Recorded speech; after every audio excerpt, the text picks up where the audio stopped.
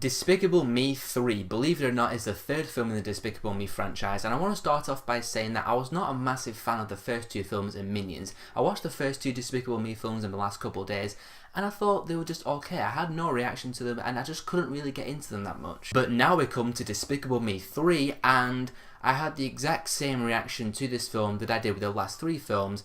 It was okay. There's nothing about this film that's really offensive. It's not like irritatingly bad or anything. I wasn't sat there hoping for my life to just end because of how torturous the film was. No, I just didn't have a reaction to it. It's got some colourful animation. There are a couple of fun scenes in there. There are a couple of funny-ish parts throughout the film. But beyond that, just like the first three films, nothing else about this film really stood out to me. There's just nothing really special about it. The main story is about Gru meeting his brother Drew, and they're trying to do this heist, getting this diamond from this villain called Balthazar Brat, who used to be like a child prodigy in the 80s, now is a washed up guy trying to be an actual villain. But the film deviates to these other subplots, like there's one where Lucy is trying to be a better mother to the three girls, and there's one where Agnes, the little girl, is trying to find a unicorn in the woods, and then there's the Minions going off doing their own thing. These subplots just did not really mix well together, especially that Minions subplot. I mean, you could tell that the Universal executives were like, okay, Minions made over $1 billion at the worldwide box office, so we got to give them something good to do with Despicable Me 3. So they forced in this storyline for the Minions that has absolutely nothing to do with Drew, Gru, Lucy and the girls, and every time it cuts back to the Minions doing their thing in prison, I'm just like,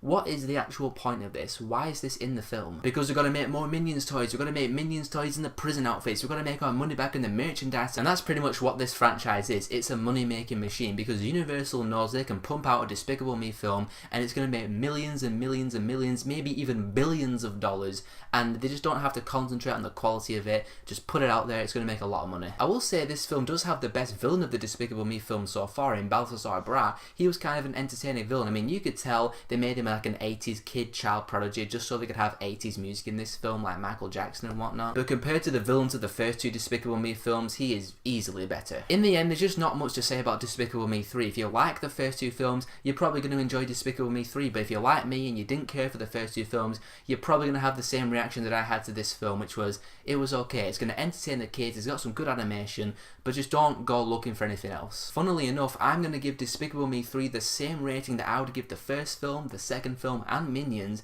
and that's a 2.5 out of 5. So Despicable Me 3, what did you think about it, and what is your favourite film in the Despicable Me series so far? Let me know your thoughts in the comments below, and if you want to see more of my stuff, click on one of these, and I'll see you all in the next video.